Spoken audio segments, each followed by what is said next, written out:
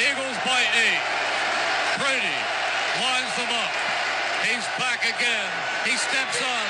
He's hit. He stumbles. He is throwing it deep for the end zone, and it is batted around and incomplete. And the game is over. The game is over. The Philadelphia Eagles are Super Bowl champions. Eagles fans everywhere, this is for you.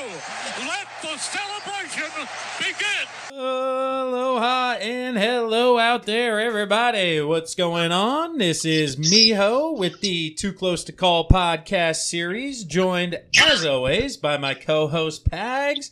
And this is the Road to Victory podcast. And we were at practice today, baby. For all you people reading about that 2.5+ hour practice, your boy Pags and myself were out there roasting. Oh, man. And it was just a perfect day in the players' minds. Like, oh, God, today's the day we have to have freaking 2.5-3 hour practice. And there was a 10-minute window where we got a nice breeze and some cloud coverage. It was like that, what was it, that old Corona commercial where they're sitting on the beach and the sun comes over, or the cloud covers the sun for like 5 seconds. And then he's like, weather was so much better yesterday. That's exactly what it was, dude. But yeah, man, but we were right up there with all the media guys. We were by Jeff McClain. We saw ESP, Dave Zangaro. We were right there, brother. You guys got to check out the Instagram. We just posted a bunch of pictures a few hours before you're hearing this episode. Front and center, man. It was good stuff. Yeah, man. It was fun to get out there with Lehigh being past us for about, 7 years now. How about it? It was nice to get out there and actually be on the practice field rather than just watching them from the Speaking of stadium. Lehigh, why don't you quickly drop the little nugget of news we got today when we were around practice as the underlying reason, potentially, as why they moved on from Lehigh's campus? Yeah, so apparently, from sources, Chip was going for the same job as the former head coach of Lehigh, 10, 12 years ago, didn't get the gig. Well, go fuck yourself. We're not going to, when I'm coaching the Philadelphia Eagles, we're not going to go and give you all this money to practice here. Weird. Chip Kelly holding a grudge. Yeah. Kind of wild, though, man. But they want to sleep at home and be in their own stuff and science fiction or whatever Chip was running out there. And from a player's standpoint, it makes complete sense. They would rather be at the NovaCare complex, not have to move and everything. And the coaches want all the ability to do what they want to do and have the proper training facilities and everything like that. I know it sucks for the fans, and I feel it every now and then. I was driving past Lehigh the other day, and I'm like, it would have been so cool if they were there. But definitely a cool time at the NovaCare complex today, checking it out, eating some food, getting some Ritas. I know you tried some of the new Ritas flavors. Yeah, the Go Birds flavors out there, where they mixed apparently 2 flavors together to get it to an Eagles green color, and they haven't yet released which 2 flavors, so nobody knows. And I saw a video, I think it was on the Eagles Instagram, they were asking a bunch of the players, and none of them got the combination. And personally, I don't know what the hell it is, man, but it's kind of like I can't even throw it out there, man. I said apple, my wife was like, no, there's no way it's apple. I said there this, is apple apple no, in no it. way. There is apple in it because I saw on the Eagles podcast we got one right. Deshaun Jackson said there was apple in it, and they said, ding, ding, that's one of them. Oh, yes. I did have that. I said sour apple. Maybe not yep, sour. That was one of them. Let's go, Bridge. If you're listening, you were wrong. So that is one of them. But, hey, man, a lot of team periods today. And, I guess what's your first take from being out there for 2.5 hours? So there's a few high-level takeaways that I have from today, and one of them, without even discussing performance, is I'm excited about the fact that I think Doug Peterson realizes how important red zone offense and red zone defense is to winning in the National Football League. Yes, they pounded that into the ground. They were doing 2 versus 3 sets against the secondary in the red zone, and then doing a long team period in the red zone as well. Yeah, multiple periods on both ends of the field. They were at the far end a little bit where you couldn't see as great, and then they were coming at us a couple of different times, and that stuff was awesome right in our kitchen as we were about 5 yards behind the back of the end zone about, man. It was like Arena League football style. So yeah, coming in hot. But that's where, again, because to quote a gentleman at the Go Birds pod, his big take is that yards don't matter. And like you mentioned, with the passing yards, 3,000 now being 4,000, everybody gets yards. And the game basically comes down to when you're at about your own 35-yard line, whether you can hold them to a long field goal or ultimately let them in the end zone. And we saw last year with Carson Wentz, you read his stats, and his stats don't read that much worse than the year before. The only category that really jumps off the page is touchdowns. And when you have 6, 7, 8 less touchdowns, I mean, do the math, man, right? And multiply it by 4, that's a couple of scores a game. And so they are really hammering it home. And unfortunately, just based on today, carry over a little bit from last year, the offense, man, even with all these additions, did not have the best day. Definitely looked sluggish. And I'm going to take it another way there. And the defense was flying around today, man. They were excited, and we don't even have half the guys that we're going to be having. I know Fletcher Cox sat out today. Nigel Bradham sat out today. A lot of guys that are playmakers aren't even on that field, and the defense was getting home, getting people off the field, 3rd down, 4th down in the red zone. Shouldn't that be ringing more concern alarms for the offense than it is positive alarms for the defense, though? Because you basically said that our 1.5 defense shut down our number one offense with our $30 million quarterback, our number one Pro Football Focus rated offensive line, our number one Pro Football rated wide receiving and tight ends corps. And I mean, dude, the talent is off the charts on the paper on offense. And they're going against Rasul Douglas and Sidney Jones. Listen to me again, Pags. They're going against Rasul Douglas and Sidney Jones. That spells problems. All right. So let me tell you this. From experience, what are they, a week and a half in right now? About a week and a half? Yeah, give or take. That sounds fair. Yeah. So let me tell you this. And anybody who's listening who's gone through a college football practice where you have distinct positions of guys on offense, on defense, the offense always takes more time to come along in camp. And not to mention the fact that the defense has been going against this offense in practice for years. It's not like it's a whole brand new defense. They know exactly what they're doing. They know their tendencies. I understand in games that they watch Douglas the film and Jones have been different. with the twos and injured in years past. They haven't been going against these guys for years. It's been maybe a month with this offseason.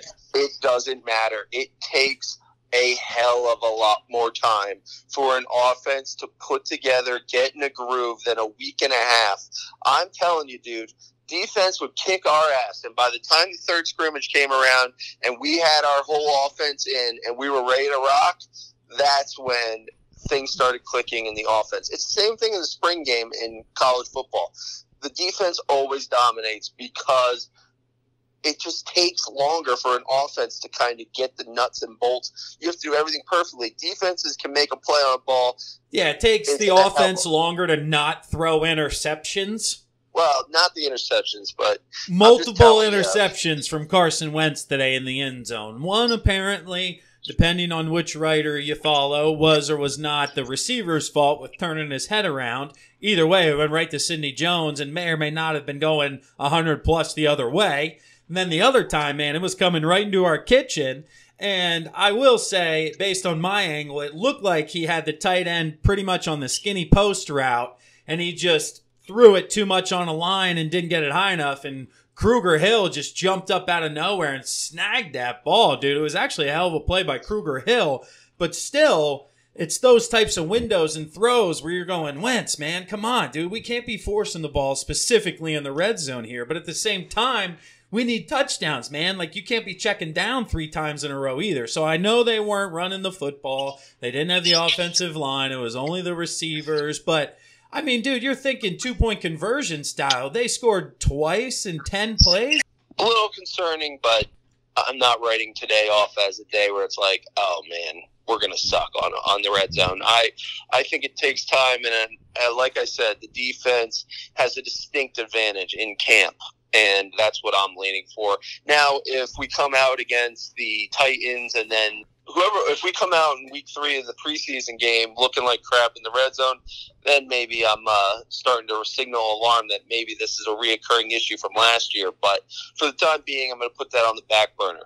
What I was pleasantly surprised today was the spryness and the healthiness of Darren Sproles.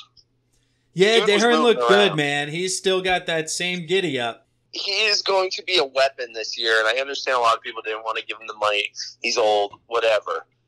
Dude is thick, and the dude is a stud, and I'm very happy, and today solidified my happiness to bring him back for another year.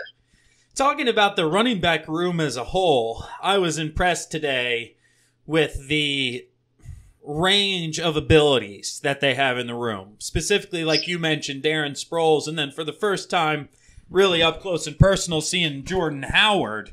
He's a big fella. And yes, he is. As I mentioned, rewatching that playoff game, they did not have a thumper whatsoever in the backfield after Ajayi went down. And Josh Adams was trying to be that guy, but he just really wasn't yet.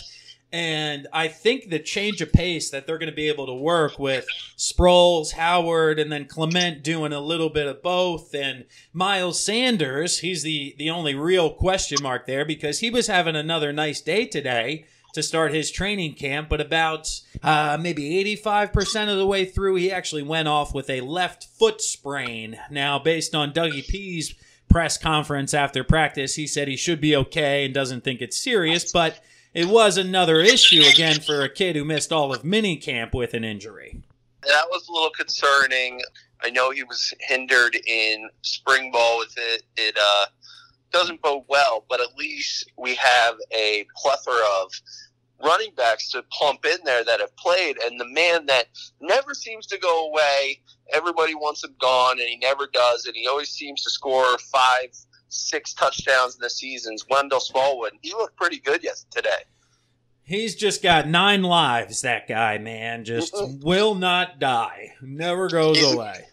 He's exactly like the girl in Austin Powers. He keeps trying to kill her, shoots her with a bazooka, and just, why won't you die?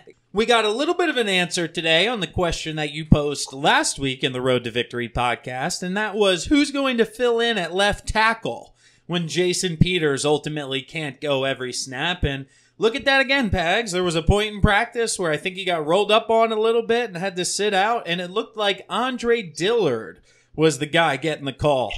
He is a big dude. I mean, dude, our offensive line is massive. From Lane Johnson to Jason Peters, even Kelsey looks like he's put on some weight. Wiz is just a thick dude. Brandon Brooks, Isaac Sayamalu, they're big humans.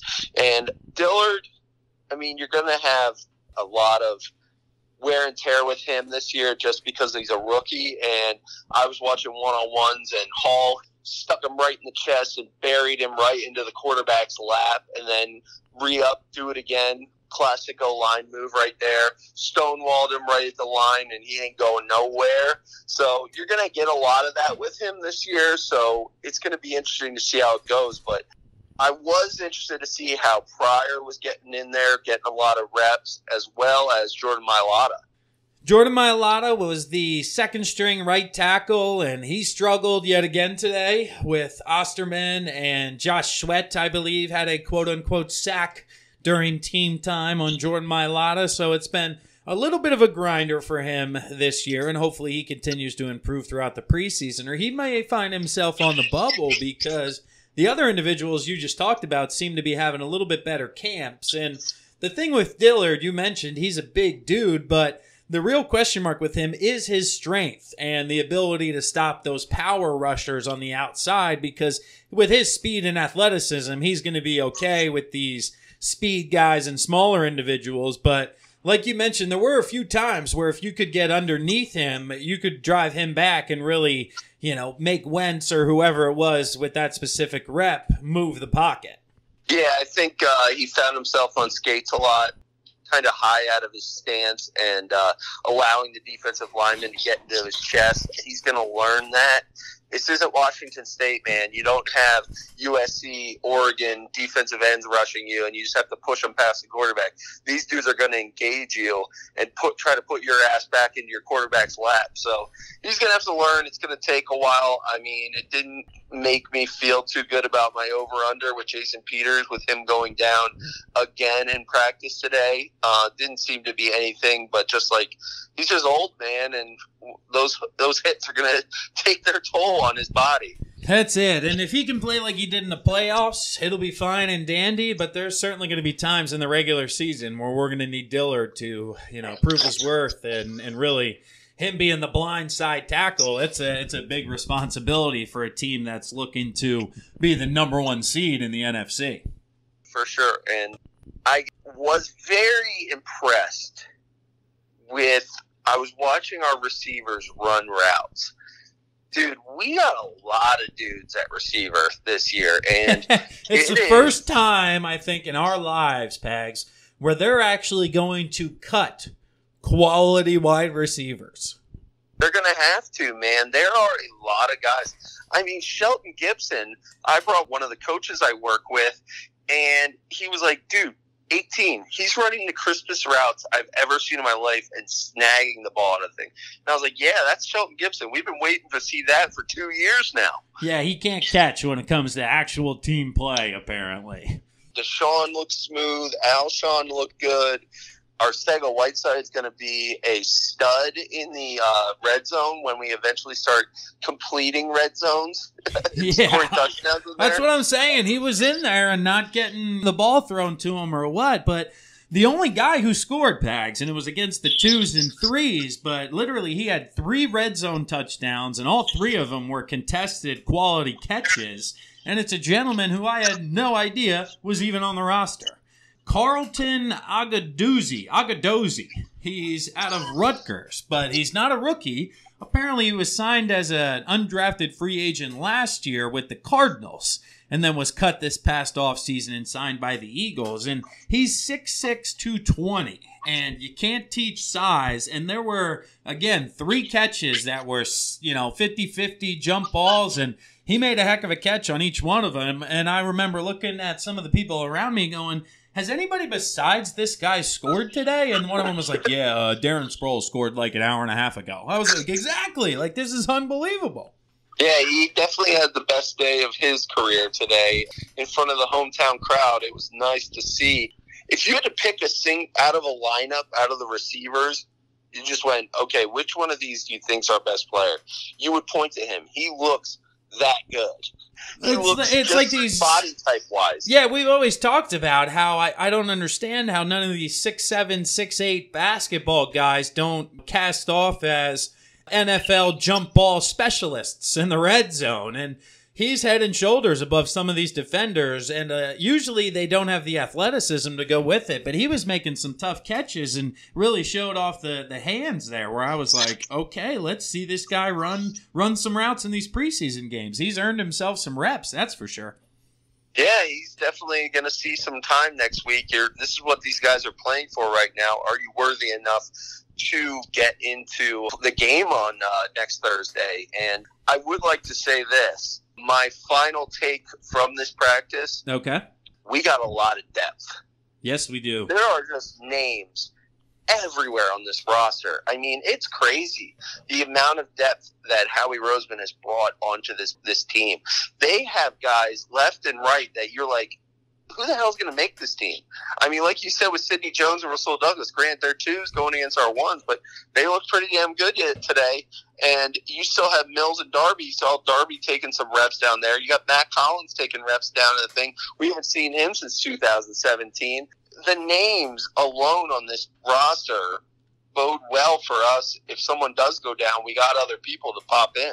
I agree with you, and that's huge, as we've seen, because Nobody makes it through the year completely healthy. So each person on the 53-man is going to have to play and contribute at some point. And you're right, dude. The cut decisions come the end of the preseason are going to be some more of the most interesting decisions that we've seen them have to make. And let's transition that into a little bit of a preview here for next Thursday as they do get into their first preseason game. And my question to you is, what are you most looking forward to? Which battles are you checking out? You know, which players are you interested in seeing? What are you thinking here as we finally kick it off, the 2019 season here in 1 week, baby? I'm looking forward to the big uglies on both sides of the ball. Peters is obviously not going to play. If Lane Johnson does play, it's going to be minimal, maybe a series. Well, the starters will probably play a series, all of them. I want to see Dillard. I want to see Mailata. I want to see Vaitai out there. I want to see Pryor. I want to see Wiz get some reps at center. His snaps were a little shaky today. I want to see these young guys on the D-line. Sharif Miller from Penn State. D-line and O-line, they're going to be tough to make the team, and I'm excited to see who steps up, who makes these plays that makes you earn a spot. It's going to be very, very interesting to follow this along all camp. Yeah, man, I'm looking forward to the defensive end and linebacker battle because between Josh Sweat and Joe Ostman, I think for the 4th or 5th spot, those two are battling each other to see who's after Graham, Curry, Barnett, and well, maybe they're 4 or 5 there, but those individuals. And then at linebacker, actually today, man, at practice, who was it? Nathan Gary was getting first-team reps alongside of Camus, Grugier, Hill, and not the Zach Brown guy they signed from the Redskins. He was actually running with the 2s. So I don't know if that's based on performance here at camp or if they're just wanting to get a look at Gary and they kind of know what they're getting from Brown, but we'll see a little bit more of that come weeks 1 and 2 in the preseason because those are the people actually fighting for spots. And, you know, like we said, the offense, the ones are going to be in there for a series and out. But the defense, I think you may see for at least a quarter, especially because you said we have some injuries. So the 2s are the 1s and 2s, and they're going to have to play a little bit more. You're going to see Avonte Maddox. You're going to see Rasul Douglas. You're going to see these linebackers really fighting for that some playing time / making the team. So it's going to be all around interesting, like we said, about the depth of this team. You're going to see quality play at least until you get into the 4th quarter when they throw Clayton Thorson in there and you're like, okay, this is see, that's interesting because as a 5th-round pick, man, you know, he shouldn't be that bad, but apparently the first week or so here, it's been a real struggle because Cody Kessler was taking the reps with the 3s over Thorson, and there was talk that Thorson may not make it through waivers and onto the practice squad, so he could be your number 3 just based on the political side of football. So that'll be another position to keep an eye on here, specifically in August. Yeah, and if we're fighting about the 3rd-string quarterback, it sounds pretty good to me. Yeah, until Wentz doesn't play all the games and then Sudfeld stinks. Hey, you got to have faith, buddy. Hey, it's an overall great day. We got to meet Tank Hollis Thomas. Got to talk to him a little bit. We got our picture with the Lombardi. Yeah, man, it was a good time. And like I said, some free fruit, some free Ritas, and overall good time to be an Eagles fan right now. Absolutely, brother. And here we go. Prediction for next week. Eagles are favored by 3.5 with an over-under at 37. 37. I'm going to go under. You're going under because of your defensive theory will be put to the test. Yeah, I'll go under and I'll say you got to go Birds. You just raved about our depth, Pags. Come on. No, man. We sucked in the preseason 2 years ago. We won the Super Bowl. So I'm not past the days of the Chip Kelly area where we were 4-0 in the preseason game. Absolutely destroying teams. There you go. We don't know who the hell's going to win, but we both think it's going to be under 37. So yes.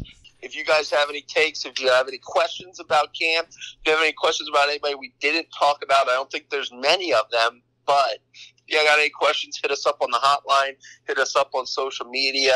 We're all over. We'll put out a picture of us with the Lombardi trophy, hopefully bringing it back again next year. We appreciate you guys, and we will talk to you guys next week after the preseason game 1.